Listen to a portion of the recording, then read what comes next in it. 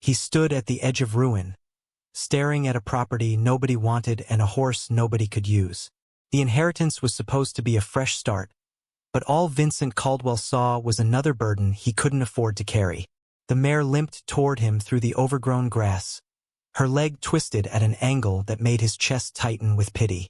She should have been put down months ago, everyone said so, but something in her eyes stopped him from making that call. What he didn't know yet was that this broken animal was about to lead him to something that would change everything.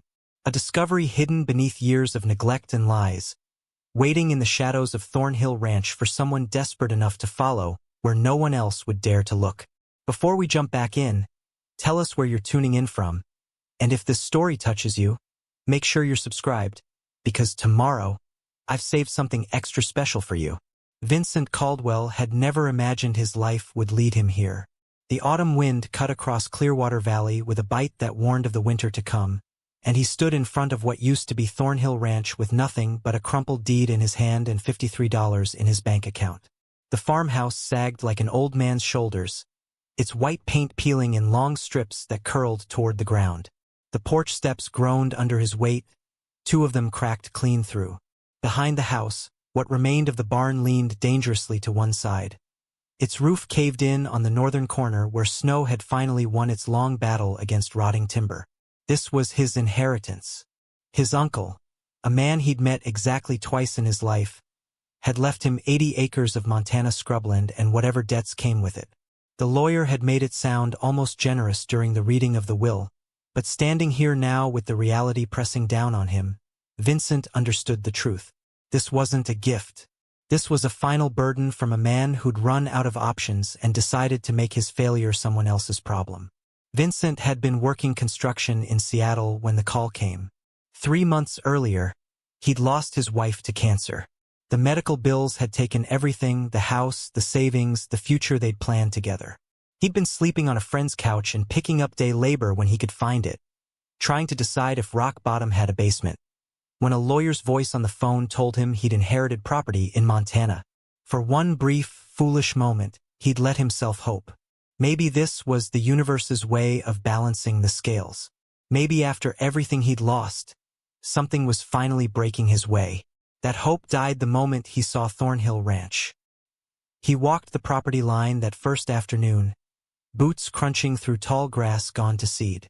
Fence posts leaned at drunken angles, the wire between them rusted and snapped in so many places it would cost thousands just to make the pastures functional again. The creek that ran along the eastern boundary had carved itself a new path, leaving the old cattle pond nothing but a depression of cracked mud. Everything he looked at represented money he didn't have and work he'd have to do alone. Preston Whitmore found him there, standing by the broken fence line, as the sun started its descent behind the mountains. The man arrived in a black pickup truck so new it still had dealer plates, pulling to a stop on the dirt road that separated Thornhill Ranch from the sprawling Whitmore estates next door. Vincent had heard the name already. In the 2 hours he'd spent in Ridgemont getting supplies, 3 different people had mentioned Preston Whitmore. The richest man in the valley. The one buying up all the failing ranches and turning them into luxury developments. The man who always got what he wanted. Preston climbed out of his truck with the easy confidence of someone who'd never been told no in his life. He was tall and broad-shouldered, wearing a canvas jacket that probably cost more than Vincent's truck. His smile was wide and friendly, but his eyes were doing math, calculating value and weakness with the precision of a man who'd built his fortune on knowing exactly when to strike. "You must be Vincent Caldwell," Preston said, extending his hand. "I'm Preston Whitmore. I own the property east of here. Wanted to come by and introduce myself, welcome you to the valley." Vincent shook his hand, noting the firm grip that lasted just a moment too long. "Appreciate that. I knew your uncle," Preston continued, looking past Vincent toward the sagging farmhouse. "Good man, but he'd been struggling for years. Land like this, it's hard to make work anymore. Not unless you've got serious capital behind you." He paused, letting that sink in. "I don't suppose you're planning to ranch?" "Haven't decided what I'm planning yet," Vincent said carefully. Preston nodded, his smile never wavering. Well, when you do decide, I want you to know I'm interested in buying. I give you a fair price, more than fair actually. Save you the headache of trying to fix up a place that's been falling apart for a decade. He pulled a business card from his pocket and held it out. Think about it. No pressure. But between you and me, this land's not worth the fight. Better to take the money and start fresh somewhere else. Vincent took the card without looking at it. I'll keep that in mind. After Preston drove away, Vincent stood in the growing darkness and felt the weight of the offer settle over him. The smart play was obvious. Sell to Whitmore, take whatever he could get, and use it to start over somewhere cheaper. This place was a money pit, and he was already drowning. But something about the way Preston had looked at the property, like he was already measuring it for development, made Vincent's jaw tighten. His uncle had held onto this land for 40 years. Maybe there was a reason. He spent the first night in the farmhouse wrapped in a sleeping bag on the floor, listening to mice scratch in the walls and wind rattle the loose window frames. Sleep came in fragments, broken by the unfamiliar sounds of a dying structure settling around him. When dawn finally came, cold and gray, he walked out to survey the outbuildings, trying to figure out what could be salvaged. That's when he saw her. The mare stood in what used to be a corral, her dark bay coat dull and matted, ribs showing through her sides. But it was her front left leg that made Vincent stop walking. It bent at an unnatural angle just above the hoof, old scar tissue visible where something had gone terribly wrong. She couldn't put weight on it, instead holding it curled beneath her as she stood on 3 legs, watching him approach with wary eyes. Vincent moved slowly, speaking soft nonsense words the way he'd learned as a kid helping his grandfather with horses. The mare didn't bolt, but she didn't relax either. Her ears swiveled toward him, tracking his movements with the careful attention of an animal that had learned the hard way not to trust easily. When he got close enough to see the halter hanging loose around her neck, frayed and crusted with mud, his stomach turned. Someone had left her here, just abandoned her with the rest of the property's debris. He spent the morning cleaning out one corner of the partially collapsed barn, making a space dry enough and safe enough to serve as temporary shelter. Then he walked the 2 miles into Ridgemont and used 20 of his remaining dollars to buy a bag of feed from the supply store. The man behind the counter, weathered and lean with hands scarred from decades of ranch work, raised an eyebrow when Vincent mentioned the mare. You talking about the bay with the busted leg? That's Ember. Used to belong to your uncle. He shook his head. Preston Whitmore wanted to buy her along with some of the equipment when your uncle got sick. But she went lame before the deal closed. Whitmore told him to have her put down.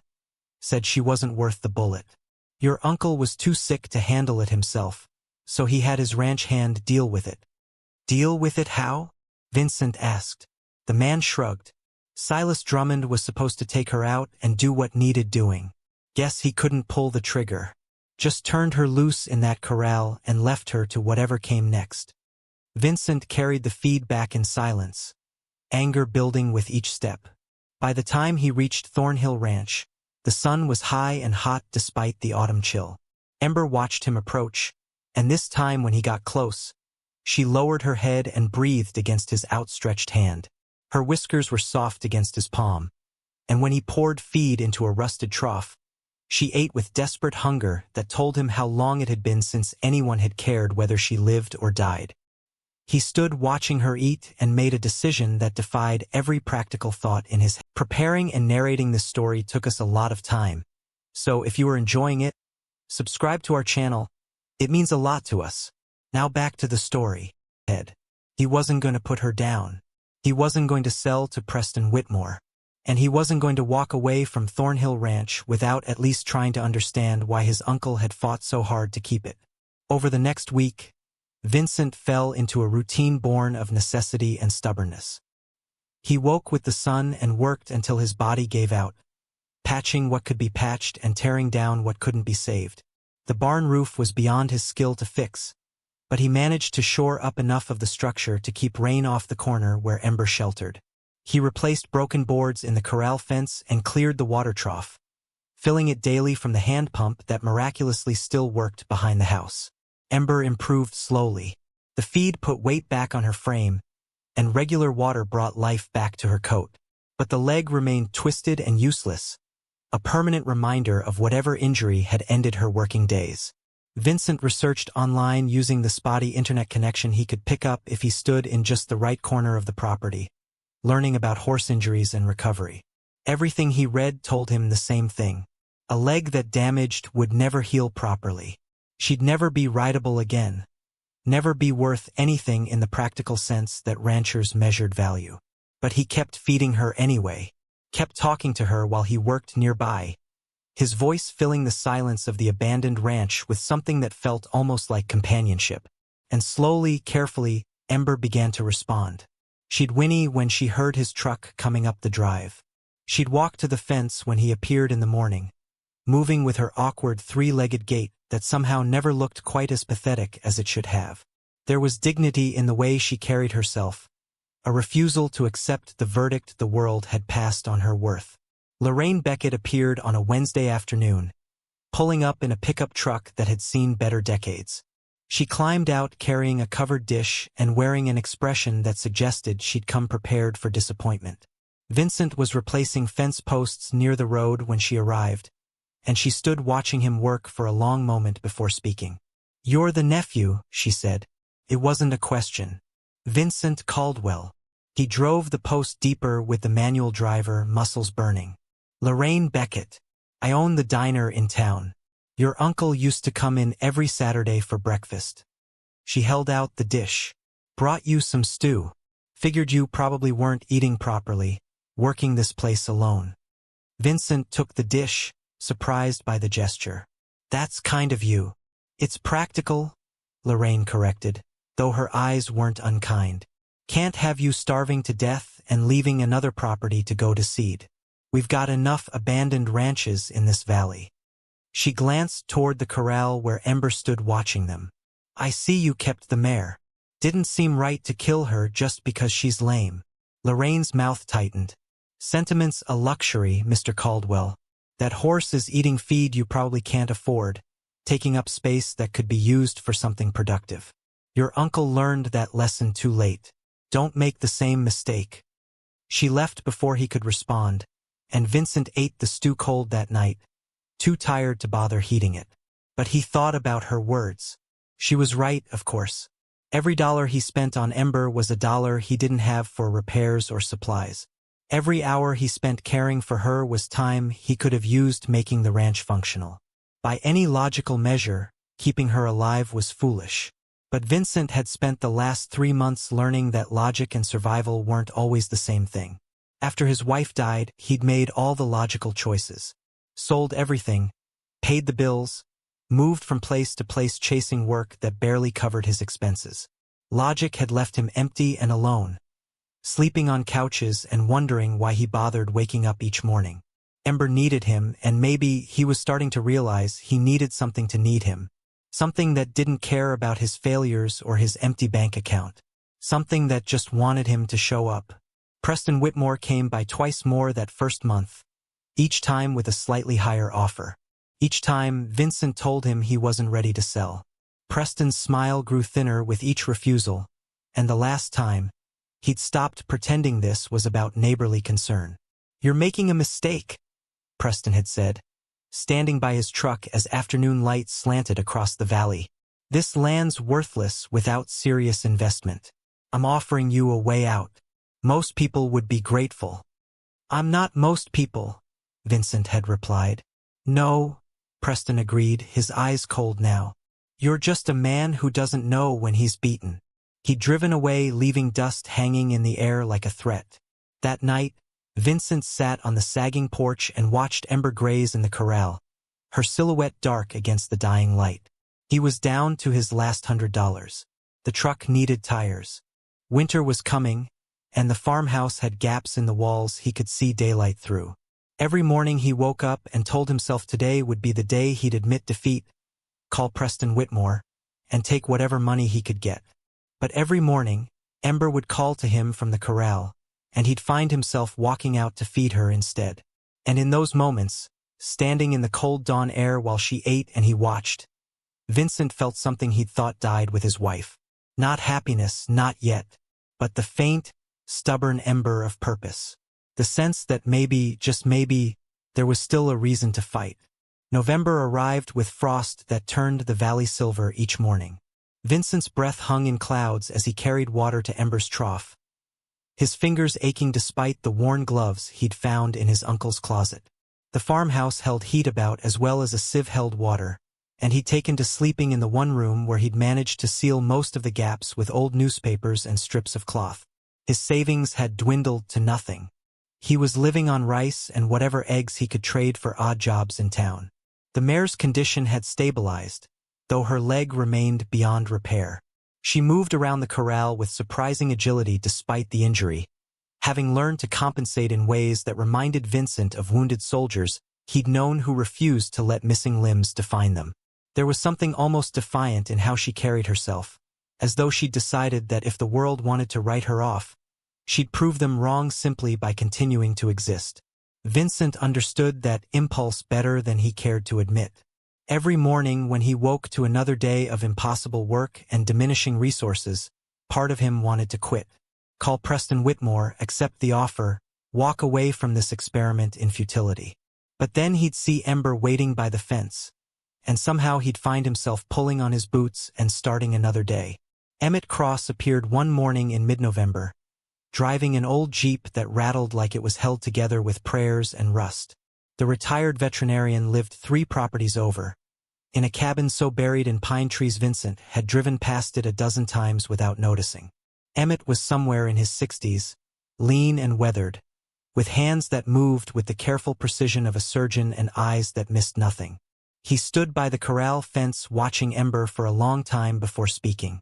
Vincent had been splitting firewood behind the barn, and he stopped when he noticed the visitor, walking over with the axe still in his hand. "That's a bad break," Emmett said without preamble, nodding toward Ember's leg. "Old injury. Probably happened 6-7 months ago. Healed wrong." "You a vet?" Vincent asked. "Was. Retired 3 years back." Emmett pulled a worn pipe from his pocket but didn't light it, just held it like a familiar comfort. "Heard you were keeping her. People in town think you're crazy." "People in town seem to have a lot of opinions about my business." Emmett's mouth twitched in what might have been a smile. Small valley. Not much else to talk about besides who's failing and who's already failed.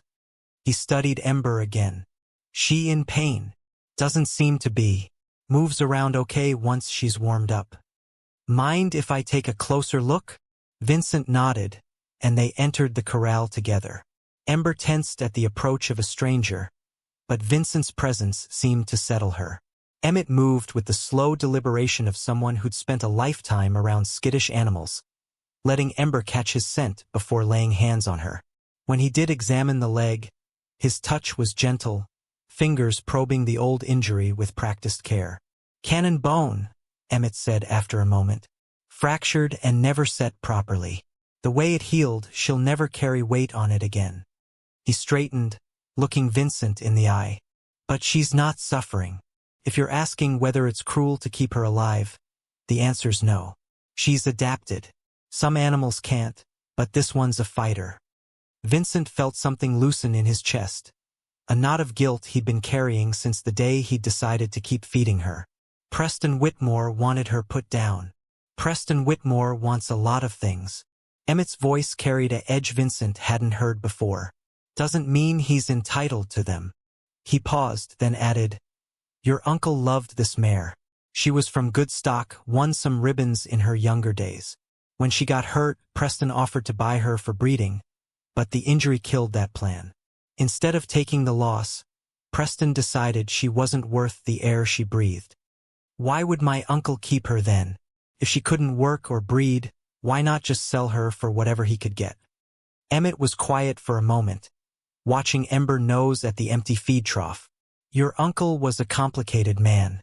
Made a lot of mistakes, drank too much, let this place fall apart around him. But he understood something about value that men like Preston never will. Some things are worth keeping just because they refuse to quit." He looked at Vincent. "Seems like maybe you understand that too." After Emmett left, Vincent sat on the porch steps thinking about his uncle, a man he'd barely known. The few memories he had were vague, filtered through childhood visits that had ended when Vincent was maybe 8 or 9. He remembered a tall man with calloused hands who'd let him ride on the tractor and hadn't talked much but smiled when Vincent asked questions about the animals. What had happened to turn that man into someone who'd die alone with nothing but debts and a lame horse to leave behind? The answer, Vincent suspected, was the same thing that happened to most people. Life had ground him down one disappointment at a time until there was nothing left but stubbornness and whiskey. And yet somehow, even at the end, his uncle had held onto this place and refused to let Preston Whitmore take it. There had to be a reason. Something Vincent was missing. He started spending his evenings going through the farmhouse more carefully, looking for clues in the accumulation of a man's abandoned life. The house was filled with the kind of clutter that comes from decades of solitary living.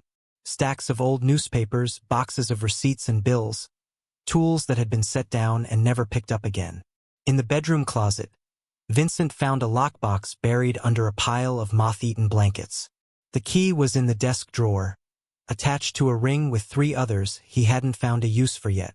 Inside the lockbox were papers, property deeds going back generations. His great-grandfather had homesteaded this land in 1923, built the original cabin that had eventually become the farmhouse. There were old photographs, stern-faced people in formal clothing standing in front of buildings that no longer existed. And beneath the photographs, a leather journal so old the pages cracked when Vincent carefully turned them. His great-grandfather's handwriting filled the journal, meticulous entries about weather and crops and the slow, grinding work of turning wilderness into farmland. Vincent read by lamplight, the generator having given out 2 days earlier, leaving him dependent on candles and the fireplace. Most of the entries were mundane, the daily record of a hard life. But one entry, dated August 1927, made Vincent stop. Found color in the canyon today, the entry read. Streaks of blue-green in the rock face where the creek cut through. Might be copper, might be something better. Showed it to Jensen at the assay office, but he said not to get my hopes up.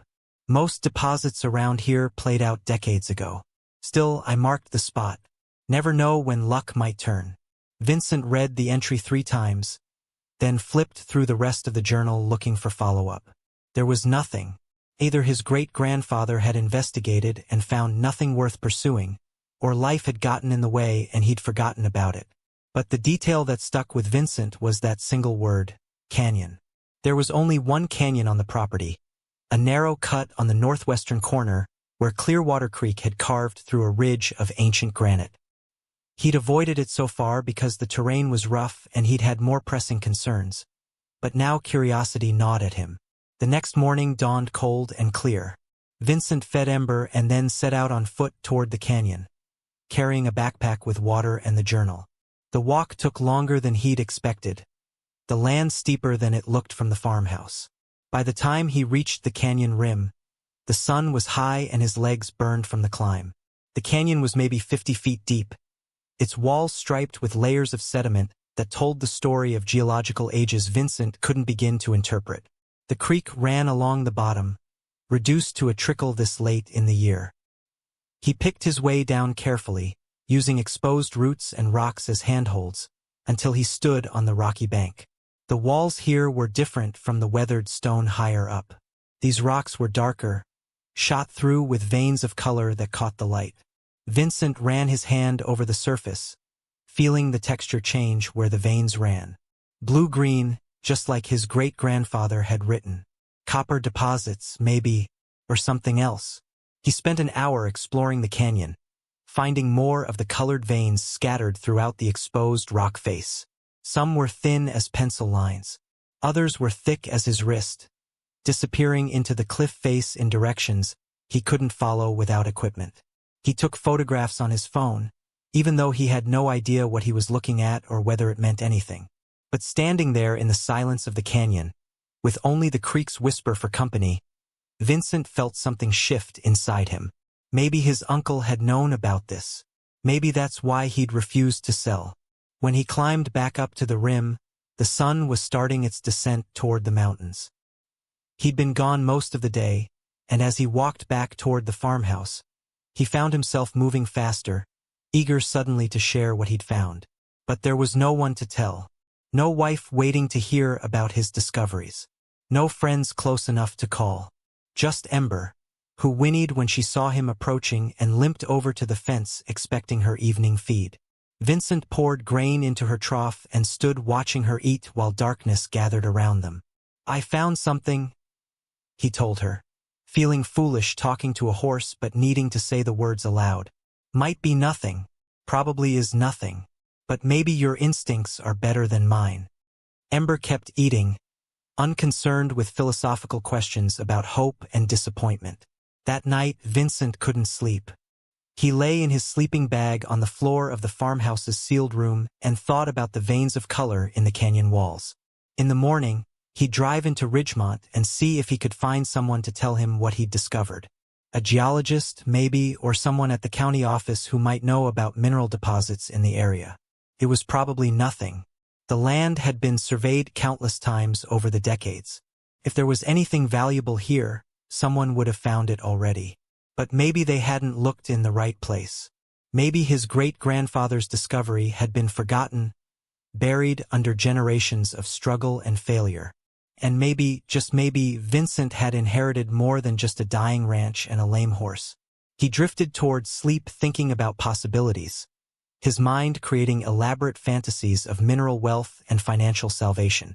But even in his drowsy state, a more practical part of his brain whispered warnings. Preston Whitmore had been trying very hard to buy this land. A man like that didn't waste effort on worthless property. Which meant either Whitmore knew something Vincent didn't, or he suspected something worth knowing. Either way, Vincent decided he needed to be careful who he talked to. In a valley this small, word traveled fast, and some secrets were worth keeping until you understood what they meant.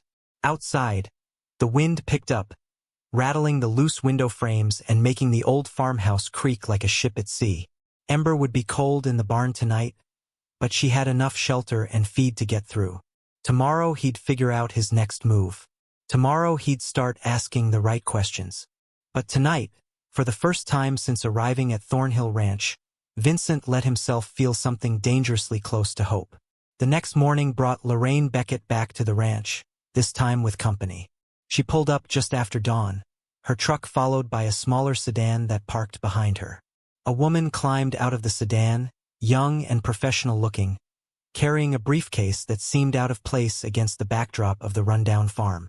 Lorraine gestured for her to follow as they approached where Vincent was working on the corral fence. "This is Amanda Pierce," Lorraine said without preamble.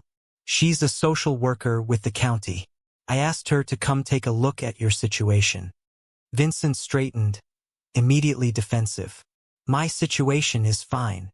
Amanda Pierce had kind eyes but a firm set to her jaw that suggested she didn't take nonsense. "Mr. Caldwell, I'm not here to cause trouble. Ms. Beckett expressed some concerns about your living conditions, and I have a responsibility to follow up. I'm living on my own property. That's not illegal." "No, it's not," Amanda agreed. "But the county does have programs that might help. Assistance with winterization, food support, even grants for property rehabilitation in some cases. All I want to do is assess what you might qualify for." Vincent glanced at Lorraine, who stood with her arms crossed, her expression unreadable. He wanted to tell them both to leave, that he didn't need charity or interference. But the truth was he was one disaster away from giving up entirely, and pride wouldn't keep him warm when the real cold hit. "All right," he said finally. "Look around." Amanda spent an hour inspecting the farmhouse, making notes on a tablet and asking questions Vincent tried to answer honestly. How was he heating the place? What was his food situation? Did he have running water? By the time she finished, Vincent felt exposed in a way that had nothing to do with the gaps in his walls. "I can get you approved for emergency winterization assistance," Amanda said as they stood on the porch. "It won't fix everything, but it'll help seal this place up enough to get you through to spring. There's also a food bank in Ridgemont that serves this area. No shame in using it, Mr. Caldwell. That's what it's there for." After they left, Vincent sat on the porch steps feeling the weight of humiliation settle over him. He'd become exactly what he'd feared, another charity case in a valley full of them. But as the sun climbed higher and warmed the air enough to take the edge off the cold, he forced himself to think practically. His pride was a luxury he couldn't afford. If the county wanted to help him winterize the farmhouse, he'd be a fool to refuse. Ember called from the corral, and Vincent went to check on her. She'd been acting strangely since yesterday, restless in a way he hadn't seen before. Now she stood at the far corner of the corral, staring toward the northwest, toward the canyon he'd explored. When he approached, she turned her head toward him briefly, then looked back in the same direction, ears forward, body tense. "What is it, girl?" Vincent asked, following her gaze. He saw nothing but the roll of the land and the dark line of trees marking the canyon's edge. Ember stamped her good hoof and snorted, then turned and limped across the corral, stopping at the gate. She looked at Vincent, then back toward the northwest, then at him again. The message was clear even if it made no sense. She wanted to go that direction. "You can't walk that far," Vincent told her. "It's rough terrain, and you're in no condition to hike." But Ember remained at the gate, insistent, and something about her certainty made Vincent pause. Animals had instincts humans had lost, could sense things that didn't register on rational minds. His wife used to tell him about studies she'd read, about dogs detecting seizures before they happened, about birds sensing earthquakes days in advance. What if Ember knew something he didn't? The thought was ridiculous. She was a horse with a broken leg, not some mystical guide. But Vincent found himself opening the gate anyway, curious to see what would happen. Ember immediately started forward, moving with her awkward three-legged gait but with more determination than he'd seen since finding her. She headed northwest without hesitation, and Vincent followed, telling himself he'd stop her before she got far enough to injure herself further. But Ember kept going, and Vincent kept following, drawn by curiosity and something deeper he couldn't name.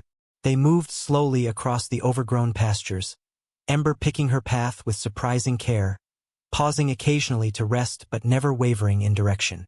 By the time they reached the canyon's edge, an hour had passed and Vincent's legs ached from the climb. Ember stood at the rim looking down into the canyon, then turned to look at Vincent with an expression that seemed to say, "Your turn." He laughed despite himself at the absurdity of taking directions from a horse, but he made his way down into the canyon anyway, retracing his route from the day before.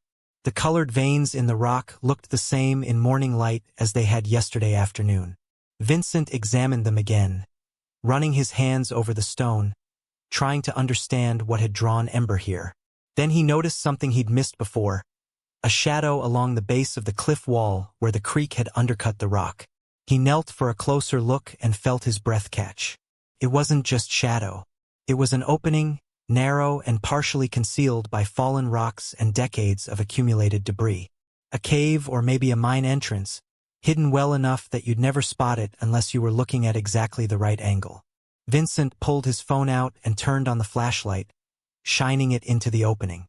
The beam revealed rough-hewn walls extending back into darkness farther than the light could reach. This wasn't a natural cave. Someone had dug this. Probably his great-grandfather or whoever had first noticed the colored veins in the rock. He looked up toward the canyon rim where Ember stood watching. There was no rational explanation for how she'd known about this place or why she'd been so insistent on leading him here. But standing at the entrance to a forgotten mine shaft, Vincent felt the last of his skepticism crumble. Something in this canyon had called to the Mare, and she'd answered by bringing him here. The question was what he'd find if he went inside. Vincent stood at the mouth of the mine shaft as morning light filtered into the canyon, illuminating dust motes that danced in the still air. The opening was narrow, maybe 3 feet wide and 5 feet tall, requiring him to crouch to enter. He'd left Ember at the canyon rim, unable to bring himself to risk her navigating the steep descent a second time. She'd watch and wait as she always did. He didn't have proper equipment for exploring an old mine. No helmet, no rope, nothing but his phone's flashlight and a recklessness born from months of having nothing left to lose. The sensible thing would be to go back to town, find someone who knew about mine safety, maybe contact the county to see if there were records of this shaft. But Sensible had stopped matching somewhere around the time he'd decided to keep feeding a lame horse with money he didn't have. The entrance tunnel was low and tight, forcing Vincent to move in a crouch that made his back ache within minutes. The walls were rough-hewn, showing the marks of hand tools rather than machinery. His great-grandfather had probably dug this himself, working alone in the years when homesteaders still believed they could strike it rich if they just worked hard enough and got lucky. The air inside was cool and dry, carrying the mineral smell of ancient stone. After 20 feet, the tunnel opened into a larger chamber. Vincent straightened gratefully, his phone's light barely penetrating the darkness. The chamber was maybe 15 feet across, with a ceiling that rose beyond the reach of his beam. Tool marks scored the walls in systematic patterns, showing where someone had followed the colored veins deeper into the rock. In one corner, he found remnants of old equipment, a rusted pickaxe, the broken handle of a shovel, an oil lantern so corroded it crumbled when he touched it. But what caught his attention was the back wall of the chamber. The colored veins he'd seen outside were thicker here, running through the exposed rock in bands as wide as his hand. The blue-green had darkened to a deep turquoise that seemed to glow in the flashlight beam, and alongside it ran streaks of reddish-brown and flashes of what might have been gold or just iron pyrite catching the light. Vincent ran his fingers over the exposed veins, feeling the different textures where the minerals interrupted the surrounding stone. He had no idea what he was looking at or whether it had any value. For all he knew, this was exactly what his great-grandfather had found and dismissed as worthless. But something about the way the light played across the stone, the sheer concentration of color in this chamber compared to the scattered traces outside, made his pulse quicken. He took photographs from every angle, then used a loose rock to chip away a small sample of the colored vein. The stone broke reluctantly, and when it finally gave way, the exposed surface glittered with crystalline structures he couldn't identify. He wrapped the sample in his handkerchief and pocketed it carefully. The chamber had two other passages leading deeper into the hillside, but both had partially collapsed, blocked by fallen rock that would take equipment and expertise to clear safely. Vincent marked their locations in his mind, then made his way back toward daylight. The return journey felt longer, claustrophobia pressing in as he navigated the narrow entrance tunnel. When he finally emerged into the canyon, breathing hard and covered in rock dust, he looked up to see Ember still standing at the rim, silhouetted against the sky like some kind of patient sentinel. The climb back up took the last of his strength. By the time he reached the top, his legs were shaking and his lungs burned. Ember greeted him with a soft nicker and pressed her muzzle against his chest, leaving dust and sweat on her whiskers. Vincent wrapped an arm around her neck, leaning against her solid warmth while he caught his breath. "How did you know?" he asked her. "What made you bring me here?" Ember had no answers, of course.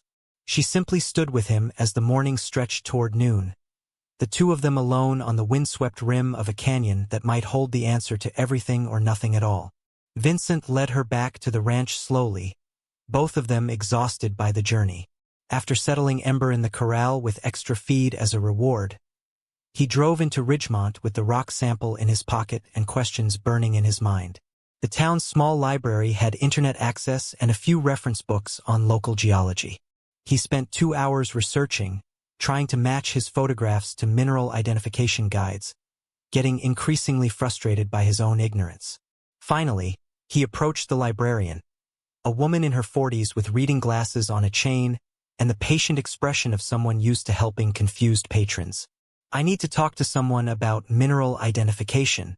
Is there a geologist in the area, or maybe someone at the university?" She considered the question. "Dr. Margaret Chun teaches geology at the community college over in Helena.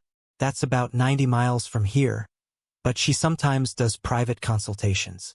You could try emailing her." She wrote down an email address on a slip of paper and handed it over. "What did you find?"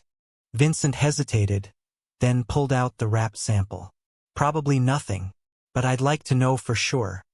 The librarian unwrapped the handkerchief and studied the rock in the library's fluorescent light. Her eyebrows rose slightly. "Where did this come from?" "My property. Old mine shaft my great-grandfather dug back in the 20s. She rewrapped the sample and handed it back carefully. I don't know much about minerals, but that's definitely interesting.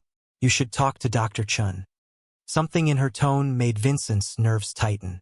She'd seen something that meant something, even if she wouldn't say what. He drove home with the sample feeling heavier in his pocket than such a small rock should. Back at the ranch, he photographed the sample from multiple angles, then composed an email to Dr. Chun. He kept it brief and factual, attaching the photographs and explaining that he'd inherited property with an old mine shaft and wanted to know if what he'd found had any value. He hit send before he could second-guess himself, then spent the rest of the afternoon working on fence repairs, trying not to obsess over his phone. The response came 3 hours later, faster than he'd dared hope. Dr. Chen's email was professional but contained an undercurrent of excitement that made Vincent read it twice to make sure he wasn't misinterpreting. Mr. Caldwell, thank you for reaching out. Based on your photographs, what you found is potentially quite significant. The blue-green material appears to be turquoise of unusually high quality, and the associated minerals suggest the presence of copper and possibly silver. I would need to examine the samples in person to give you a definitive assessment, but if the deposit is as concentrated as your photos suggest, you may have something quite valuable. I'm available to visit your property this Friday if that works for your schedule. Please let me know. Vincent read the email 3 times, then walked out to the corral where Ember was dozing in the afternoon sun. We might have found something, he told her quietly. Might be nothing still, but maybe we found something. Ember opened one eye, unimpressed by his excitement, and went back to dozing. Friday couldn't come fast enough. Vincent spent the intervening days in a state of anxious energy, alternating between hope and the crushing certainty that this would turn out to be nothing. He cleaned up the farmhouse as best he could, not wanting Dr. Chun to think he was completely incompetent. He repaired the worst of the damage to the barn, knowing she'd need to see Ember and would judge him on the animal's care. He even drove into town and spent precious dollars on groceries that would let him offer her coffee and something to eat. Lorraine noticed the change when he stopped by the diner for breakfast Thursday morning. You look like someone who won the lottery or is about to commit a crime, she observed, refilling his coffee without being asked. Which is it? Vincent hesitated, then decided partial truth was safer than lies. Might have found something on the property. Having someone come look at it tomorrow. Something worth finding? Maybe. Probably not. But maybe. Lorraine studied him with eyes that had seen too many desperate men pin their hopes on unlikely dreams. Be careful, Vincent. This valley's full of people who thought they'd found their fortune buried in the ground.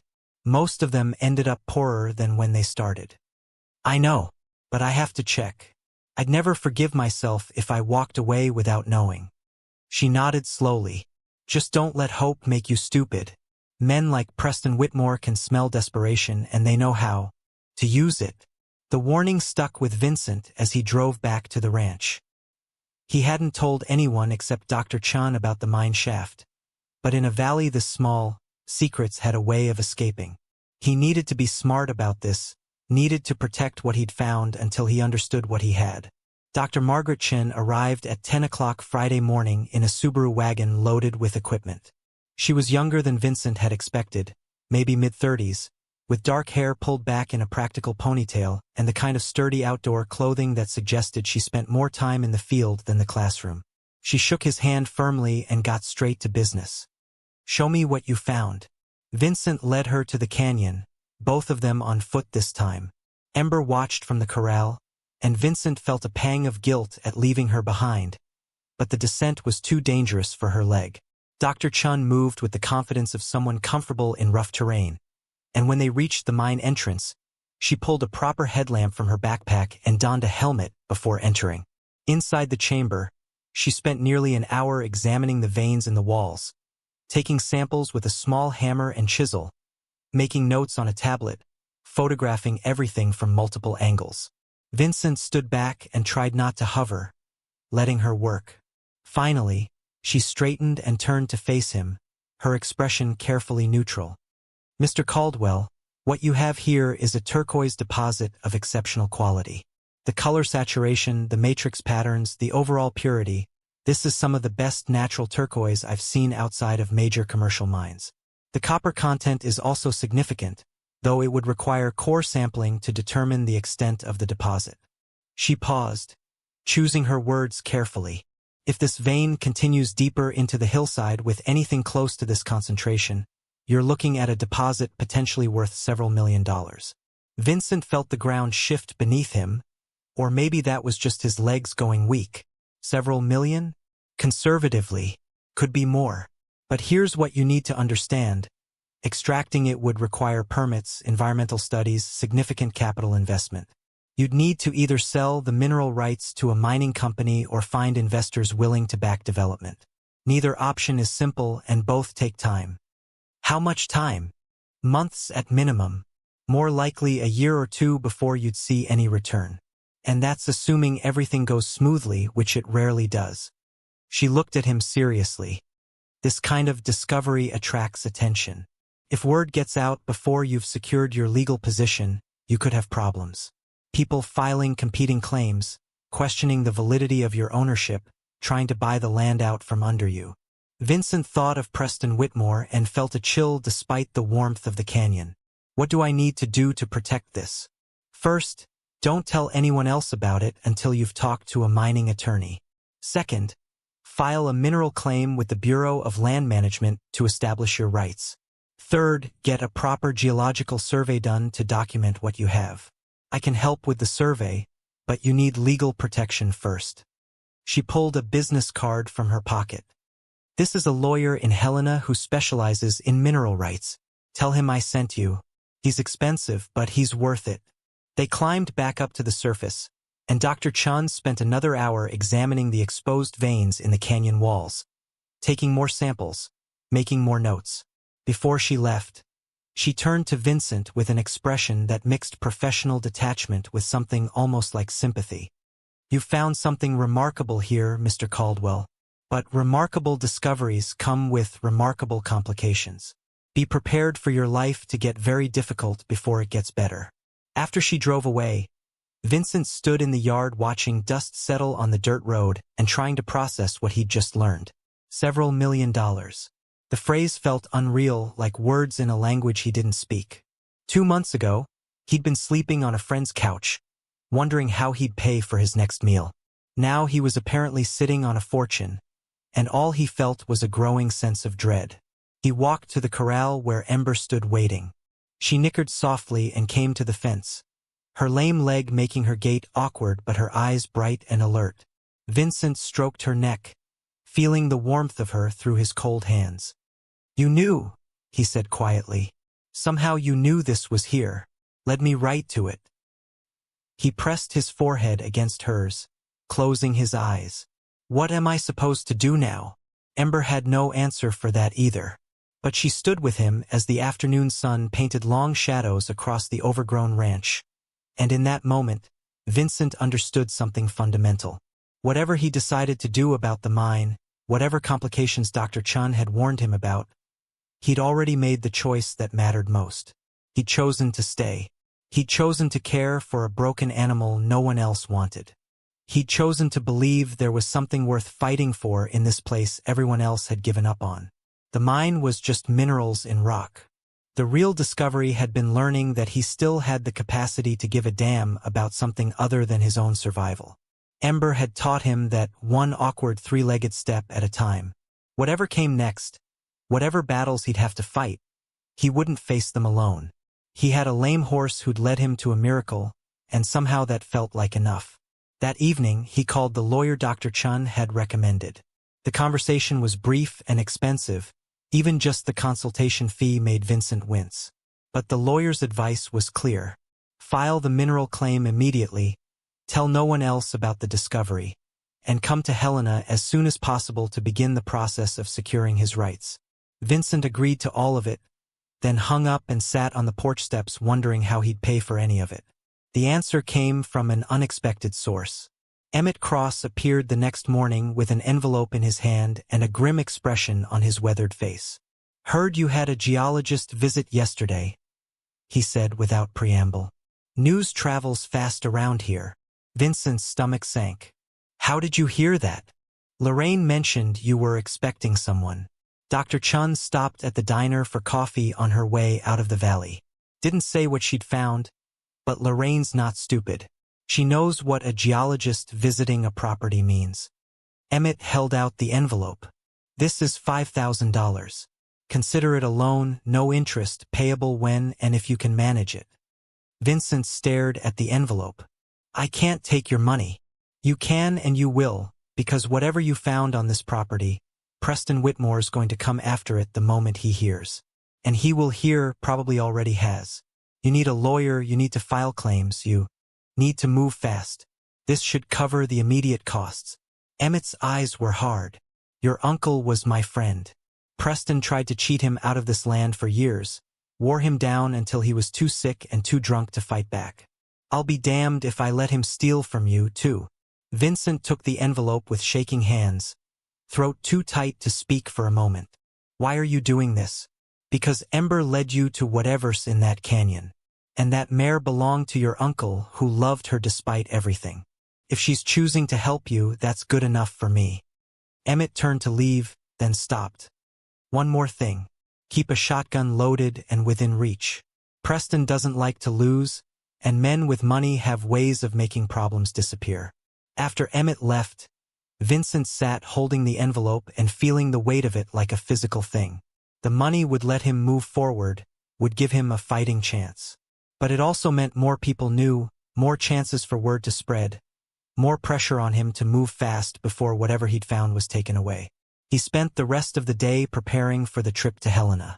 He'd leave Sunday, meet with the lawyer Monday morning, file the necessary claims, and be back by Tuesday evening. 2 days away from the ranch felt dangerous, but he couldn't afford to wait.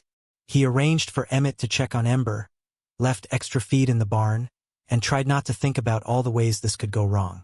Saturday evening, as he was loading supplies into his truck, he heard the sound of an engine and looked up to see Preston Whitmore's black pickup turning into his driveway. Vincent's pulse kicked up, adrenaline flooding his system. He walked to meet the truck, positioning himself between Preston and the house, though he wasn't sure what he was protecting.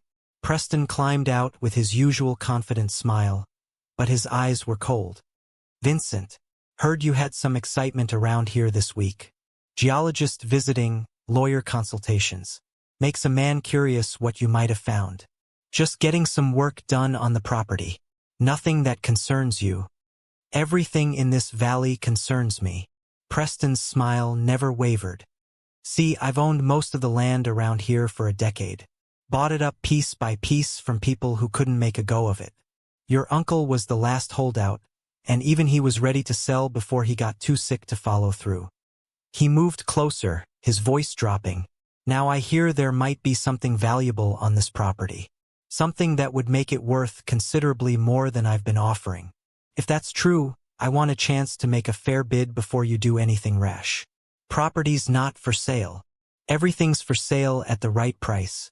And before you make any decisions, you should know that I have mineral rights to most of the surrounding land. Whatever you found, chances are good it extends onto my property. We could fight about it in court for years, or we could work together. Your choice. Vincent felt rage building but forced his voice to stay level. I'll keep that in mind. Now if you don't mind, I've got work to do. Preston studied him for a long moment, then nodded slowly. You're making a mistake, Vincent. This valley doesn't take kindly to outsiders who think they can waltz in and strike it rich. Your uncle learned that the hard way. I'd hate to see you go down the same path. He climbed back into his truck and drove away, leaving Vincent standing in the dust with his heart hammering and his hands clenched into fists. That night, Vincent barely slept. He lay in the dark listening to every sound, wondering if Preston would send someone to sabotage the mine or harm Ember or burn down the barn. The paranoia felt ridiculous, but Dr. Chen's warning echoed in his mind. Remarkable discoveries come with remarkable complications. Sunday morning came gray and cold, threatening rain. Vincent fed Ember early, spending extra time with her, running his hands over her neck and shoulders, memorizing the feel of her warmth. I'll be back Tuesday, he promised. Emmett's going to look after you. Don't do anything stupid while I'm gone. Ember nuzzled his chest, her dark eyes solemn, and Vincent had the strange feeling she understood more than a horse should. He loaded his truck and drove away as the first drops of rain began to fall, watching the ranch disappear in his rearview mirror and trying not to feel like he was abandoning everything that mattered. The meeting with the lawyer in Helena took 4 hours and left Vincent's head spinning with legal terminology he barely understood. Thomas Brennan was a sharp-eyed man in his 50s who'd built his career defending small property owners against mining corporations. His office walls were covered with framed maps and geological surveys, trophies from battles won and lost. He listened to Vincent's story without interruption, making notes on a yellow legal pad, his expression giving nothing away. When Vincent finished, Brennan leaned back in his chair and steepled his fingers. "You've got a valuable discovery and a weak legal position. The mineral claim will protect you somewhat, but Preston Whitmore's right about one thing. If that turquoise vein extends onto his property, and geologically speaking it probably does, you're looking at a boundary dispute that could tie this up in court for years." Vincent felt his hopes crumbling. "So what do I do?" "First, we file the claim today. I've already prepared the paperwork based on what you told me over the phone. Second, we get a comprehensive geological survey done to map the extent of the deposit and establish where it sits relative to property boundaries. Third, we prepare for Whitmore to challenge everything. He's got money and connections, and he doesn't like losing. This is going to get ugly." The filing process took the rest of the day. Forms signed in triplicate, fees paid that made Vincent wince despite Emmett's loan, affidavits notarized and stamped. By the time they finished, the Bureau of Land Management office was closing and Vincent's hand cramped from signing his name so many times. Brennan walked him out to the parking lot as evening settled over the city. "One more thing," Brennan said. "Don't talk to Whitmore without me present. Don't sign anything he offers you, no matter how good it sounds.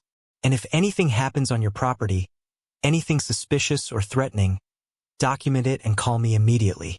Men like Whitmore play dirty when they think they can get away with it." Vincent drove back toward Clearwater Valley through darkness, his mind churning. The lawyer's fees had taken half of Emmett's loan, and the geological survey would take the rest and more. He'd need to find work, fast, just to keep feeding himself and Ember while this legal battle played out. The mine might be worth millions, but right now all it represented was debt and danger. He reached Thornhill Ranch after midnight, exhausted and anxious. The farmhouse was dark and cold, and for a moment Vincent just sat in his truck staring at the dilapidated structure and wondering what the hell he was fighting for.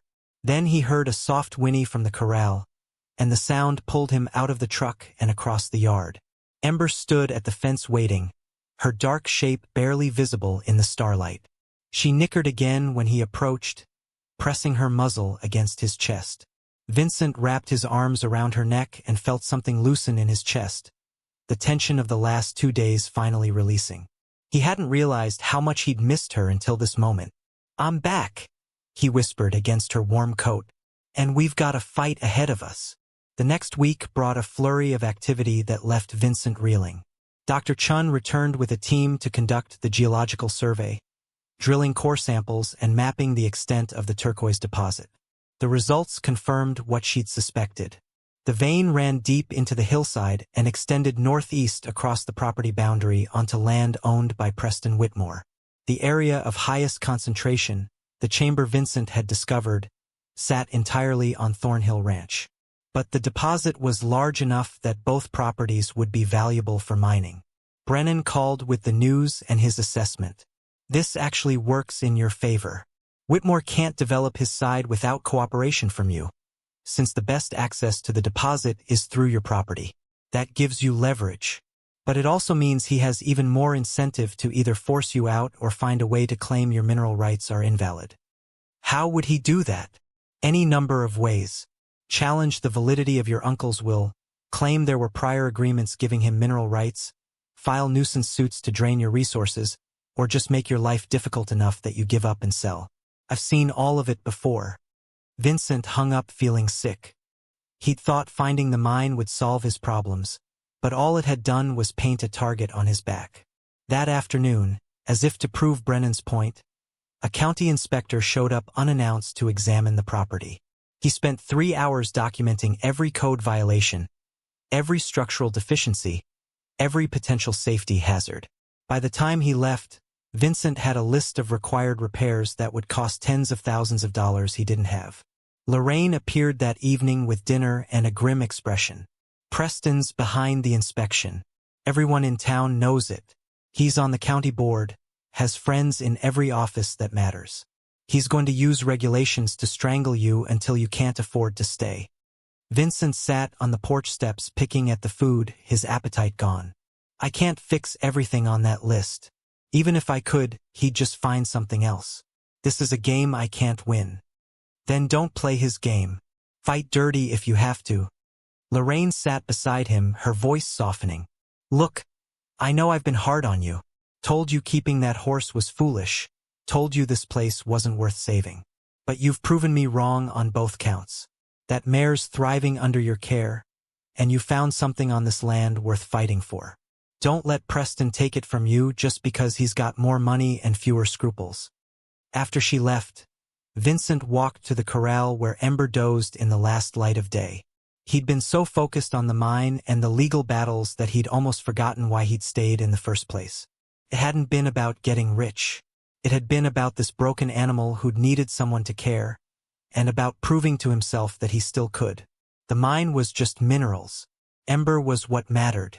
The thought crystallized something in his mind. He couldn't outspend Preston or outmaneuver him through legal channels. But he could make this public.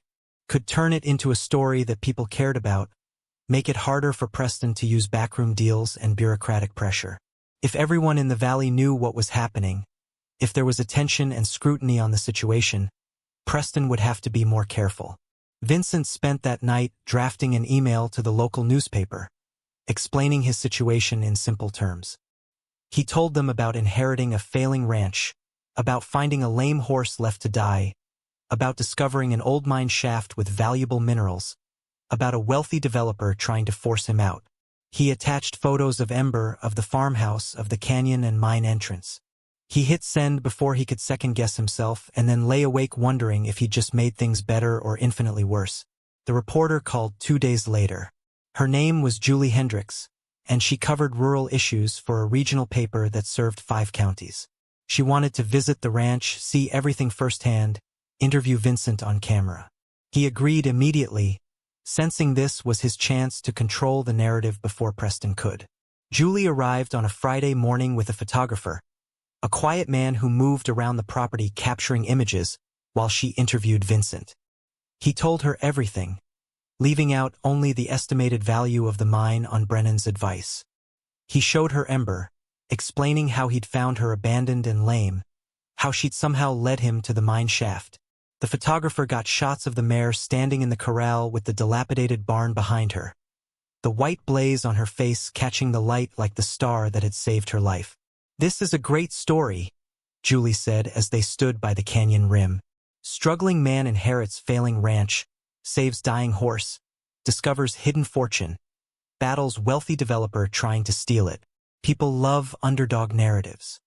I don't want to be a narrative. I just want to keep what's mine. Then you need public support, and this article will get it for you. Preston Whitmore's made enemies in this valley. A lot of people would love to see him lose for once. The article ran the following Sunday with a front-page feature and photos that made Thornhill Ranch look simultaneously tragic and defiant. The headline read, "Local rancher discovers valuable mine while fighting to save abandoned horse." By Monday morning, Vincent's phone was ringing constantly.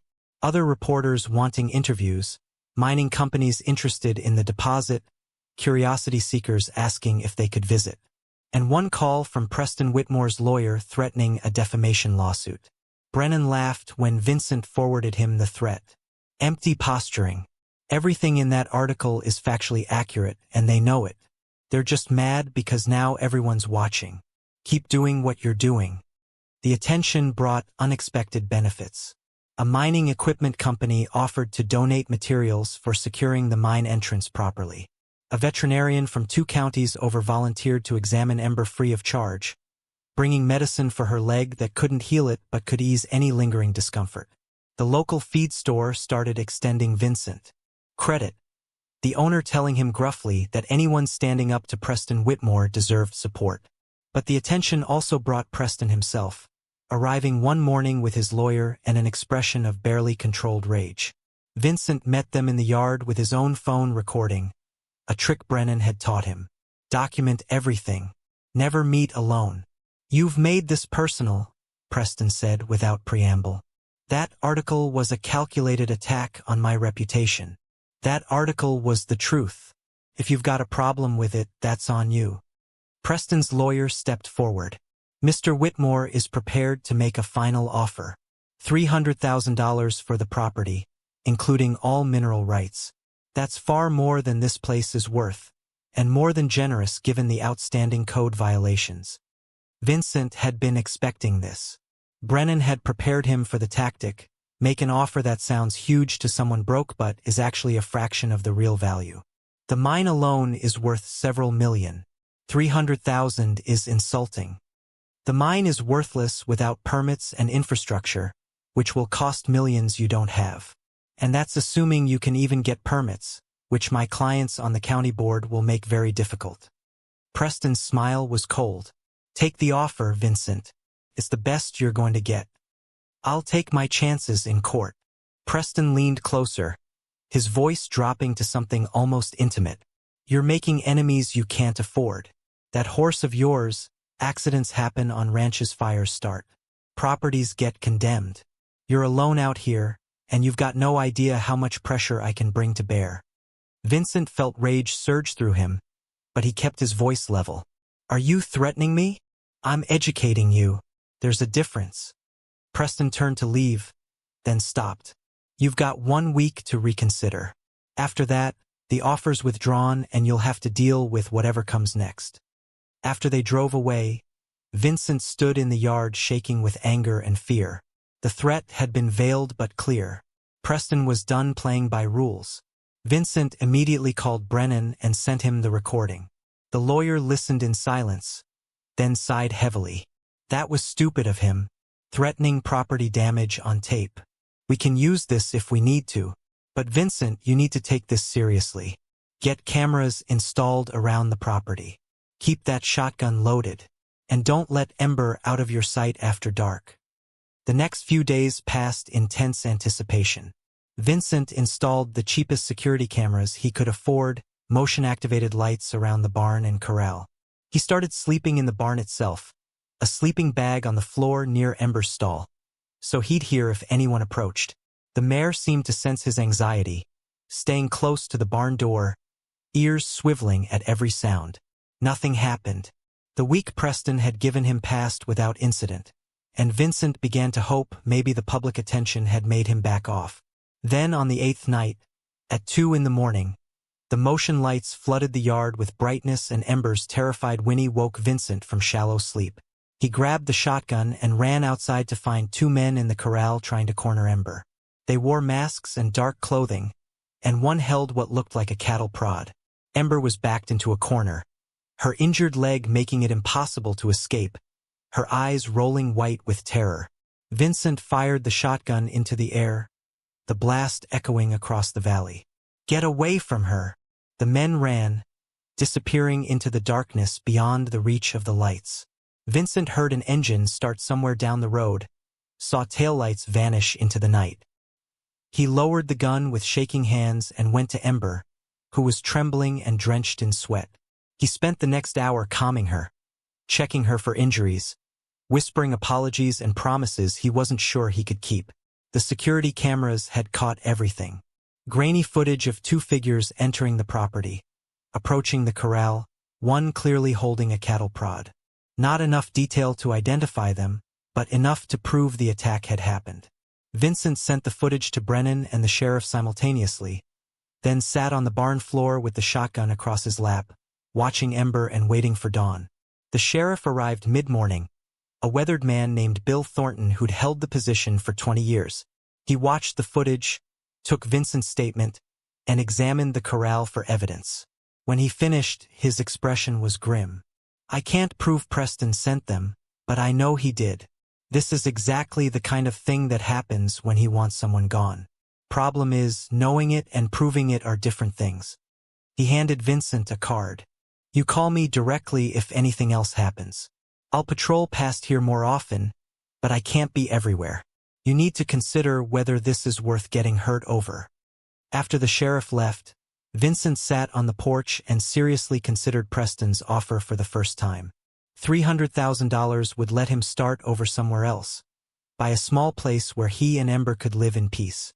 Was the mine really worth risking their lives? Was any amount of money worth living in constant fear? Emmett found him there an hour later, slumped in exhaustion and doubt. The old veterinarian sat beside him without speaking for a long moment, then said quietly, "Your uncle fought Preston for 15 years, turned down offers, endured harassment, watched this place fall apart around him because he refused to give in. I used to think he was just stubborn. Now I wonder if he knew something we didn't." "What do you mean?" "That mine wasn't just sitting there waiting to be found. Your great-grandfather knew about it, marked it in his journal. Your uncle knew about it too, had to. Why else would he fight so hard to keep land that was costing him everything?" Emmett looked at Vincent seriously. He was protecting it, keeping it out of Preston's hands until someone came along who'd know what to do with it. Someone who'd care about more than just the money. "How do you know that?" "Because he told me about a year before he died. Said he'd made mistakes, lost too much to drink and bitterness. But he'd be damned if he'd let Preston win. He said someday someone would inherit this place who'd understand why it mattered." Emmett stood slowly, his joints creaking. "I think that someone is you, and I think that Mare knew it too." After Emmett left, Vincent walked to the corral where Ember stood watching him with those dark, knowing eyes. She nickered softly and came to the fence, pressing her forehead against his chest in the gesture that had become their ritual. Vincent closed his eyes and made his decision. He called Brennan. "I'm not selling. Whatever it takes, whatever Preston throws at us, we're seeing this through." "You're sure? Because it's going to get worse before it gets better." "I'm sure." The legal battle that followed consumed the next 3 months. Preston filed challenges to the mineral claim, arguing that previous agreements between him and Vincent's uncle gave him partial rights. Vincent countered with evidence from his uncle's papers showing those agreements had never been finalized. Preston filed complaints about the security cameras, claiming they violated his privacy by capturing his property. Vincent proved the cameras only covered his own land. Preston tried to get the mine declared a safety hazard requiring immediate remediation at Vincent's expense. Brennan got the order stayed pending proper inspection. Each round cost money Vincent didn't have. He took work where he could find it, day labor in town, fence repairs for neighboring ranches, anything that paid cash, and let him get back to check on Ember by nightfall. Lorraine organized a fundraiser at her diner, and to Vincent's shock, the community showed up. People he'd never met donated money, offered supplies, volunteered their time. The article had turned his fight into their fight, a valley finally standing up to the man who'd been buying them out piece by piece for years. Through it all, Ember remained constant. She thrived despite the stress, her coat gleaming with health, her personality emerging in small ways Vincent found endlessly charming. She'd learned to untie simple knots with her teeth, would steal his hat if he left it within reach, would follow him around the property like a loyal dog. The limp would never go away, but she moved with grace regardless, teaching Vincent something about resilience that no human could have shown him. The turning point came in late winter. A county supervisor named Margaret Walsh, someone Preston had counted as an ally, showed up at Thornhill Ranch unannounced. She spent an hour walking the property with Vincent, asking questions about his plans, examining the code violations Preston had been using as leverage. When they returned to the farmhouse, her expression was thoughtful. "Preston's been pressuring me to deny your permits, make this impossible for you to develop legally. He's got dirt on half the board, favors he can call in. But that article your friend wrote, it got people asking questions. Made us look hard at how many times we've bent rules for Preston while hammering small property owners." She handed Vincent a folder. "These are the permits you need to secure the mine entrance and begin preliminary development. They're approved. And I'm going to make sure the rest of the board knows they're approved, publicly, so Preston can't make them disappear. Vincent took the folder with shaking hands. Why are you helping me? Because I'm tired of watching Preston Whitmore run this county like his personal kingdom. And because that mayor of yours deserves better than to be collateral damage in a rich man's tantrum. She smiled slightly. Sometimes the right thing and the smart political move are the same. This is one of those times. With the permit secured, Vincent could finally move forward. Mining companies began serious negotiations for development rights, offering deals that would give Vincent a percentage of profits while handling the actual extraction and processing. Brennan negotiated carefully, turning down the lowball offers, holding out for terms that protected Vincent's interests and ensured he'd see real returns. Preston tried one last desperate move. He filed a lawsuit claiming Ember had been his property, left on the ranch temporarily, and that Vincent had stolen her. The claim was so absurd it might have been funny if it hadn't been terrifying. But Brennan had prepared for this, had tracked down Silas Drummond, the ranch hand who'd abandoned Ember on Preston's orders. Silas appeared at the hearing looking sick with nerves but determined. He testified under oath about Preston's orders, about being told to dispose of a worthless horse, about his own failure to follow through. His testimony destroyed Preston's case and exposed him as not just a bully but a liar. The judge dismissed the lawsuit with prejudice and warned Preston against filing any more frivolous claims. That night, Vincent stood in the barn with Ember, processing what had just happened. They'd won. Not just the lawsuit, but everything. The mine was his, the permits were approved, the deals were being finalized. In a few months, he'd have enough money to fix the ranch, pay back Emmett, build a real future here. But looking at Ember, he realized the money had stopped mattering somewhere along the way. What mattered was that she was safe, that they'd both survived, that against all odds and logic, a broken man and a lame horse had found each other and refused to quit. Spring arrived with color flooding back into the valley. Vincent used the first advance from the mining deal to repair the barn properly, then the house, then the fences. Thornhill Ranch slowly transformed from ruin into something functional, then something beautiful. He hired help, people from town who'd supported him during the fight. He bought proper medical equipment for Ember's leg, not to fix it, but to ensure she'd live comfortably for whatever years she had left. Lorraine visited one afternoon as Vincent was painting the farmhouse, the fresh white coat covering years of neglect. She stood watching him work, then said quietly, "You did it. Proved everyone wrong, including me. I had help, lot of it. You had heart. That's what made the difference." She looked toward the corral where Ember grazed in afternoon sun. "That horse saved you, didn't she?" Vincent set down his brush and considered the question. "We saved each other. I gave her a home. She gave me a reason to fight for it." 6 months after the permits were approved, the mine went into operation under careful supervision. The turquoise deposit proved even richer than Dr. Chan had projected, and the first shipments brought prices that made Vincent's head spin. He kept his share modest, remembering what had happened to his uncle when ambition outpaced wisdom. The rest went into a trust that would fund the ranch's operation long after he was gone, ensuring Ember and any other animals he took in would always be cared for. Preston Whitmore sold his property and left the valley that summer. Vincent heard through Lorraine that he'd lost more in the legal battle than he'd ever admit, that his reputation had been damaged beyond repair. Vincent felt no satisfaction in his defeat, only relief that the threat was gone. One evening in early autumn, Vincent sat on the porch watching the sun set behind the mountains. Ember stood in the pasture, her coat burnished gold in the dying light, moving with her 3-legged gait that no longer looked broken but simply her own unique way of being. She'd led him to the mine, but that wasn't the miracle. The miracle was simpler and more profound. He'd arrived at Thornhill Ranch with nothing, planning to stay only long enough to sell and move on. He'd found a dying horse and made the choice to care for her despite every practical reason not to. That choice had saved them both, had given him purpose when he'd forgotten what purpose felt like. The mine had brought money, but Ember had brought something far more valuable.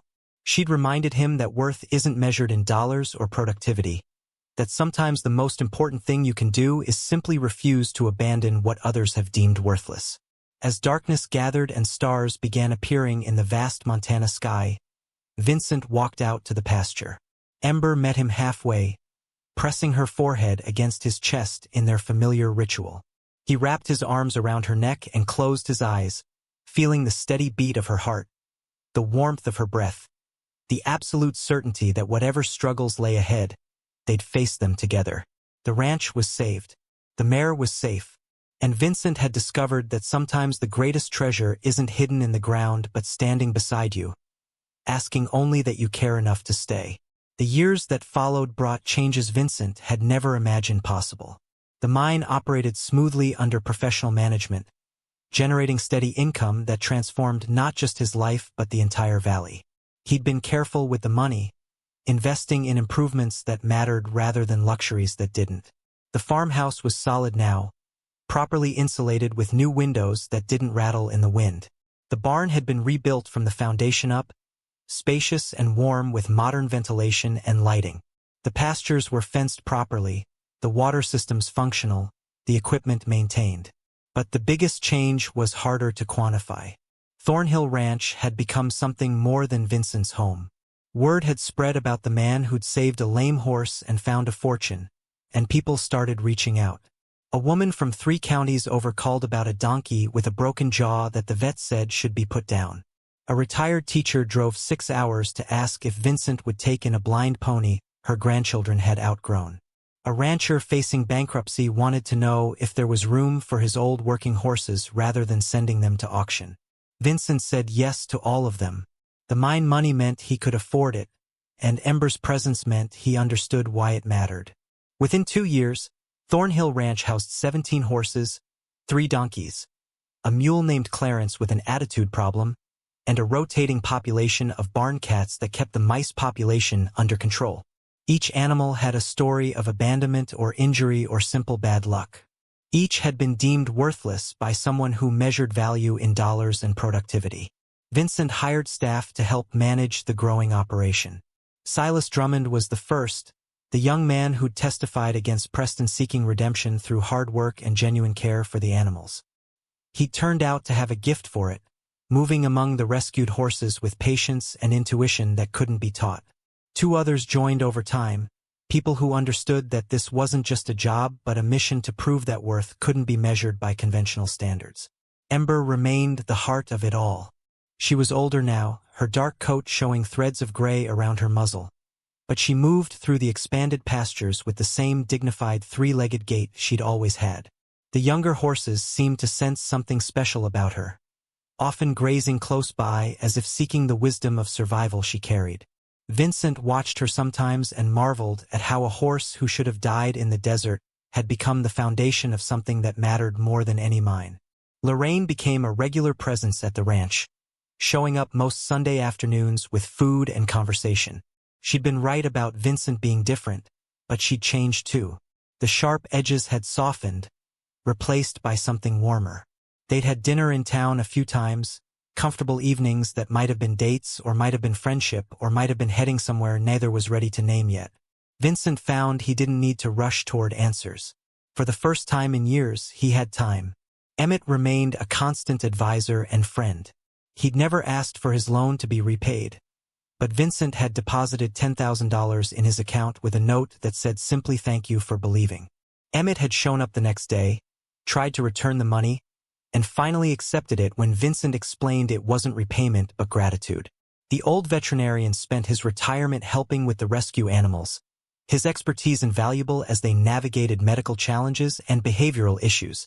The mine continued to produce, though Vincent had deliberately limited the operation to sustainable levels.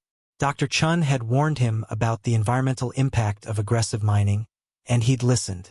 The extraction moved slowly, carefully, with constant monitoring to ensure the canyon and surrounding ecosystem remained healthy. It meant less money in the short term, but Vincent had learned the hard way that some things mattered more than maximum profit. Preston Whitmore's departure had left a vacuum in the valley's power structure, and surprisingly, no one rushed to fill it. The county board operated more transparently, the sheriff's department investigated complaints without favoritism, and small property owners stopped living in fear of being pushed out.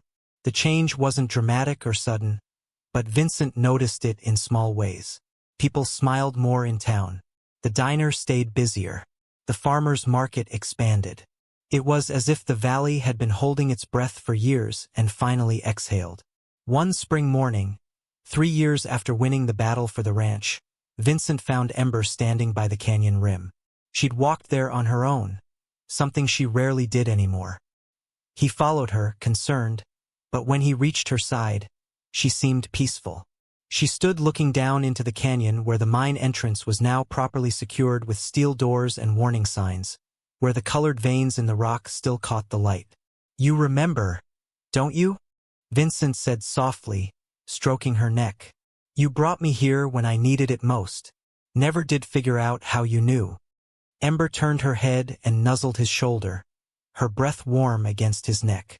They stood together in comfortable silence, man and horse, both of them so different from the broken creatures they'd been when they'd found each other. Vincent thought about that first night in the barn, when he'd wrapped his arms around Ember's neck and promised they'd face whatever came together. He'd kept that promise, and so had she. The sound of vehicles approaching pulled Vincent from his reflection. He walked back to the main yard with Ember following at her own pace. 2 trucks had parked by the barn, and Vincent recognized Julie Hendricks climbing out of one. The reporter who'd written the first article had become a friend, checking in periodically to see how the story had evolved. With her was a camera crew and a woman Vincent didn't recognize. "Vincent," Julie called, waving him over. "Hope you don't mind us dropping by unannounced. This is Sarah Mitchell from the State Agricultural Extension Office. She's been following what you're doing here and wanted to talk to you about something." Sarah Mitchell was a no-nonsense woman in her 50s with the practical clothing and weathered hands of someone who'd spent her life around farms. She shook Vincent's hand firmly and got straight to business. "Mr. Caldwell, I've been hearing about Thornhill Ranch for 2 years now.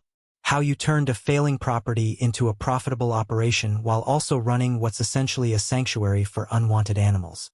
The state's interested in documenting your model as a potential template for other struggling ranchers." Vincent blinked, caught off guard. "I'm not sure I have a model. I just do what needs doing." "That's exactly the model," Sarah said, smiling. "Practical sustainability combined with ethical animal care, funded through smart resource management. You're proving that profit and compassion aren't mutually exclusive. We'd like to feature Thornhill Ranch in a program that helps other property owners find alternative revenue streams while maintaining their land." The conversation that followed lasted 2 hours. Sarah wanted to document everything: the mine development process, the rescue operation setup, the financial structure that made it all work, the staffing and daily operations. She talked about bringing other ranchers through for training, creating educational materials, potentially setting up a nonprofit framework that could be replicated elsewhere.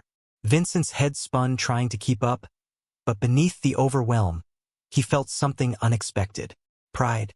Not in what he'd accomplished for himself, but in what Ember had made possible. Her refusal to die had led to all of this.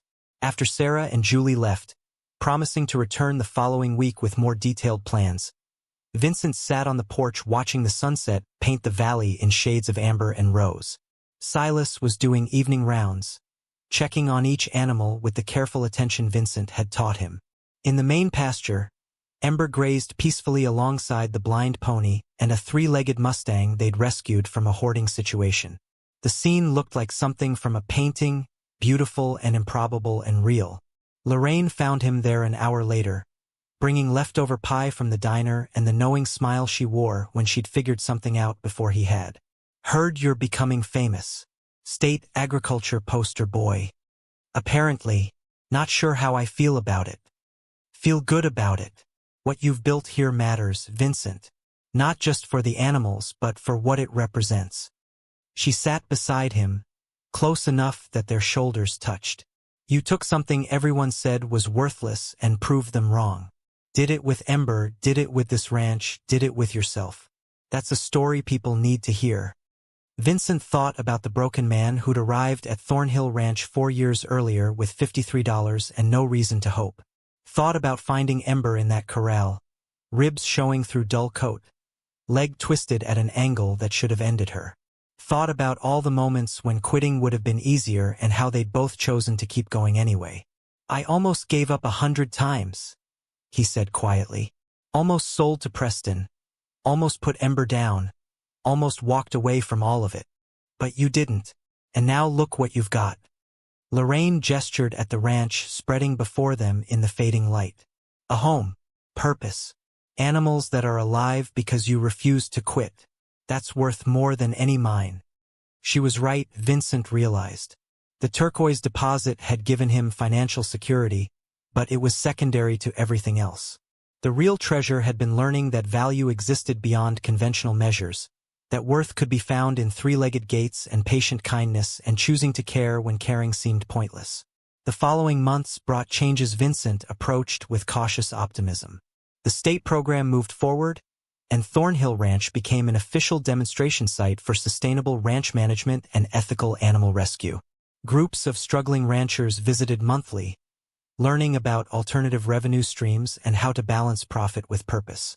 Some were skeptical, seeing Vincent's mine as unique luck they couldn't replicate. But others grasped the deeper lesson, that survival often meant finding value in unexpected places and refusing to abandon what others dismissed. Vincent found himself becoming an unlikely teacher, standing in the barn or walking the pastures while explaining his philosophy to visitors. He wasn't eloquent, had never been good with speeches or formal presentations. But when he talked about Ember, about finding her and choosing to care despite every practical objection, people listened. When he showed them the canyon and explained how a lame horse had led him to a forgotten mine, they understood it wasn't really about the minerals. It was about paying attention to what the world tried to make invisible. The rescue operation expanded carefully. Vincent turned down more animals than he accepted, knowing his resources had limits and overextension would hurt everyone. But those he did take in received the same commitment he'd given Ember. Medical care regardless of cost. Pasture space to move safely. Patient training that respected their trauma. Time to heal at whatever pace they needed.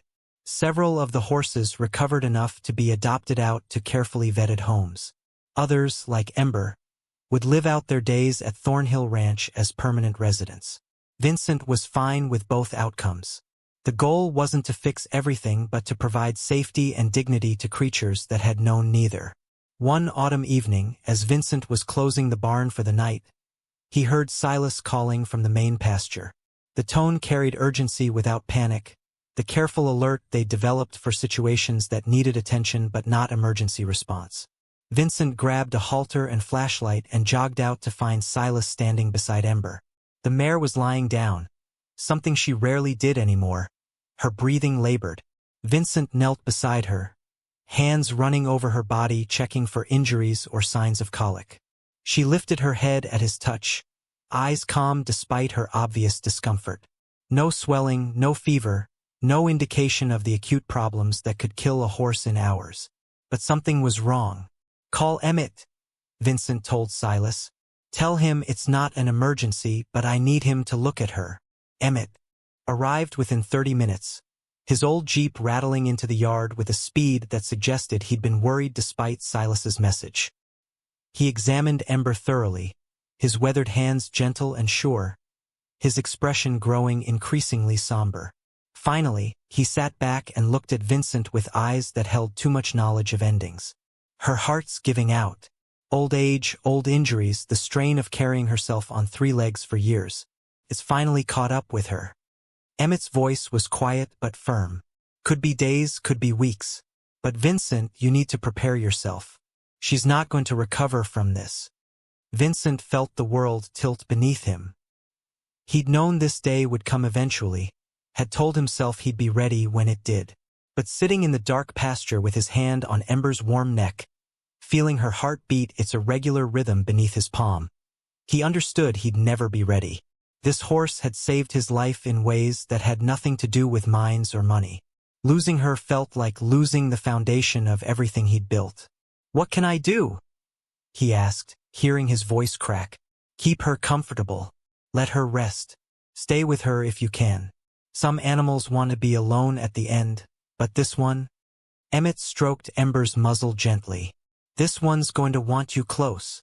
Vincent sent Silas home and settled in the pasture with blankets and a thermos of coffee. Ember dozed fitfully, occasionally lifting her head to check that he was still there. Each time, Vincent spoke softly to her, running his hands over her coat, trying to memorize the feel of her. The night was clear and cold, stars brilliant overhead in the way they only got in places far from city lights. Vincent pulled a blanket around his shoulders and leaned back against a fence post, keeping watch. Lorraine appeared around midnight with more coffee and sandwiches Vincent couldn't eat. She sat beside him without asking permission, her presence steady and grounding. They didn't talk much, just sat together watching Ember breathe, bearing witness to the slow process of a life winding down. She gave you everything, Lorraine said finally. Led you to that mine, but more than that, led you back to yourself. You were as broken as she was when you got here. I know, and I don't know how to let her go. You don't have to let go. You just have to stay with her until she's ready. That's all she needs from you now. Dawn came gray and gentle, light spreading across the valley like a whispered promise. Ember's breathing had steadied somewhat, and when the sun crested the mountains, she lifted her head and looked directly at Vincent. In her dark eyes he saw recognition, gratitude, and something that looked remarkably like peace. She struggled to her feet, Vincent supporting her as much as he could, and stood swaying slightly in the morning light. Then she started walking, not toward the barn or the water trough, but northwest, toward the canyon. Her three-legged gait was slower now, each step requiring visible effort, but her direction never wavered. Vincent walked beside her, one hand on her shoulder, matching her pace. Lorraine followed at a distance, giving them space but refusing to leave. They reached the canyon rim as the sun climbed higher, warming the air and bringing color back to the world. Ember stood at the edge looking down at the mine entrance, at the colored veins in the rock that glowed in the morning light. She turned her head toward Vincent one last time, pressed her muzzle against his chest in their familiar ritual, and then her legs gave out. Vincent caught her as she went down, guiding her fall so she landed gently on her side. He knelt beside her, cradling her head in his lap, stroking the white blaze on her forehead that he'd loved from the first moment he'd seen it. Her breathing slowed, each exhale longer than the last. She kept her eyes on his face, and Vincent talked to her through tears, telling her everything he'd never said clearly enough. You saved me. You gave me a reason to fight when I'd forgotten how. You showed me what matters. I love you. I'll always love you. Thank you for choosing me. Ember's final breath came soft as a sigh, and then she was gone. Vincent held her for a long time, feeling the warmth slowly leave her body, unable to make himself let go. Lorraine knelt beside him and wrapped her arms around his shoulders, letting him cry against her shoulder while the sun rose higher and the valley woke around them. They buried Ember on the canyon rim, in sight of the mine she'd led Vincent to discover. Emmett came with his tractor to help dig. Silas brought wildflowers from the pasture, and word spread through the valley with the speed that news always traveled in small communities. By the afternoon, 30 people had gathered, ranchers and townspeople and visitors who'd come through the demonstration program. They stood in a rough circle around the grave as Vincent tried to find words adequate to the moment.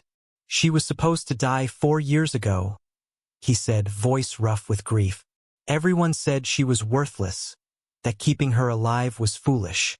But she taught me that worth isn't about what you can produce or how you measure up to expectations.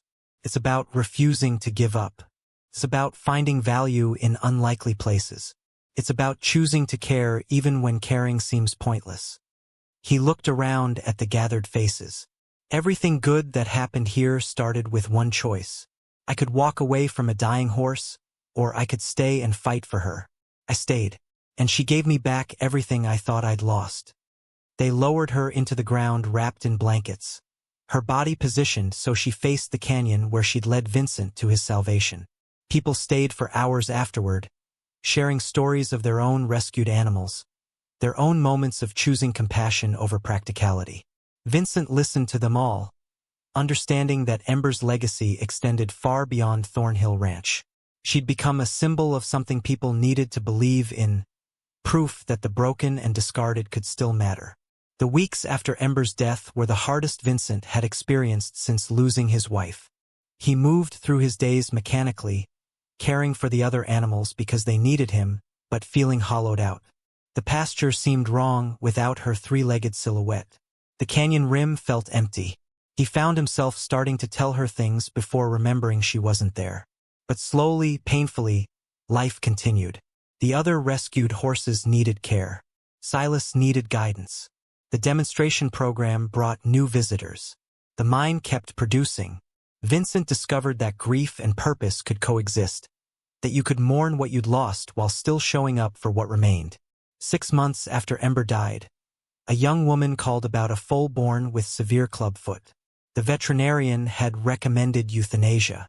The owner wanted to know if there were any other options. Vincent stood in the barn holding his phone, thinking about a chestnut mare who'd survived. Against all odds and changed everything. He thought about the choice that had saved them both, the decision to care when caring seemed impossible. "Bring her here," he said. "We'll see what we can do." The foal arrived 2 days later, tiny and trembling. Her front leg twisted at an angle that made Vincent's heart ache with recognition. He named her Hope, because that's what Ember had given him and what this foal represented. The continuation of a legacy built on refusing to accept that worth could be measured solely by physical perfection. Working with Hope became Vincent's path through grief. The foal required constant care, physical therapy, custom shoes, patient training. Some days she made progress. Other days she regressed. But she kept fighting, and Vincent kept fighting with her. Lorraine helped, spending evenings at the ranch working with the foal, her patience endless. Silas proved surprisingly talented at the physical therapy, his young hands gentle and sure. A year after Ember's death, Hope took her first steps without visible pain. Her gait would never be normal, would always carry the mark of her deformity. But she could walk, could trot, could live a life that had worth beyond conventional measures. Vincent watched her move across the pasture and felt Ember's presence like a warmth in his chest. This was the legacy she'd left. Not the mine or the money, but the understanding that every life deserved a chance to prove itself. Thornhill Ranch continued to grow, not in size but in impact. The demonstration program expanded to include workshops on animal rescue, sustainable resource management, and finding value in unexpected places. Vincent became a reluctant but effective speaker, his plain-spoken honesty resonating with audiences tired of polished presentations. He always started by talking about Ember, about the lame mare who'd led him to a mine and taught him everything that mattered. The mine itself became less central to Vincent's identity as time passed. It produced steadily, providing the financial foundation that made everything else possible, but it was just a means to an end. The real work happened in the pastures and barns, in the patient rehabilitation of broken animals, in the teaching of principles he'd learned from a three-legged horse. Lorraine moved into the farmhouse 3 years after Ember's death, their relationship having evolved from friendship to something deeper without either of them deciding it should. She brought practicality and warmth to complement Vincent's quiet determination. Together they ran Thornhill Ranch as partners, their different strengths creating something more effective than either could have managed alone. On the 5th anniversary of Ember's death, they gathered at her grave on the canyon rim. The white stone marker read simply Ember, followed by the dates of her life and a single line. She chose to live, and everything changed.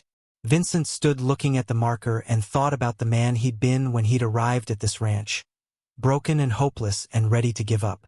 That man would never have believed what his life would become. Hope grazed nearby, her club foot giving her a distinctive gait that reminded everyone who saw her of another horse who'd moved differently. She'd never be able to carry a rider or work in conventional ways, but she'd become the ranch's mascot, living proof of Ember's legacy. Visitors asked about her constantly, drawn to her story of survival and adaptation. "Do you ever regret it?" Lorraine asked quietly. "Taking her in, fighting for the ranch, all of it?" Vincent thought about the question seriously, looking out across the valley that had become his home. The ranch spread below them, buildings solid and maintained, pastures green and fenced, animals moving peacefully through lives they'd been given a second chance to live. The mine opening was visible at the base of the canyon, properly secured and productive. The whole scene represented years of struggle and choice, of refusing to quit when quitting would have been easier. "Not once," he said finally. "She gave me everything that matters. Purpose. Home. A way to turn pain into something useful. I'd do it all again in a heartbeat." They stood together in comfortable silence, watching the sun sink toward the mountains and paint the sky in colors that rivaled the turquoise from the mine. Vincent felt Ember's presence in the wind that ruffled his hair, in the sound of horses moving in the pasture below, in the solid warmth of Lorraine's hand in his. She was gone but not lost, her spirit woven into everything Thornhill Ranch had become. As darkness gathered and stars began appearing overhead, Vincent pressed his hand against the stone marker one final time. "Thank you," he whispered, "for everything, for refusing to die, for leading me here, for teaching me what matters. I'll keep the promise. I'll keep fighting for the ones nobody else wants." The wind carried his words across the valley, and somewhere in the darkness, a horse whinnied. Vincent smiled, knowing it was probably Hope or one of the other rescues, but choosing to believe for a moment that Ember had heard and approved. He'd built something that would outlast him, a legacy of compassion funded by fortune but rooted in the simple choice to care. The broken man and the lame mare had saved each other, and in doing so had created something that would save others for generations to come. That was worth more than any mine could ever be. Up next, you've got 2 more standout stories right on your screen. If this one hit the mark, you won't want to pass these up. Just click and check them out.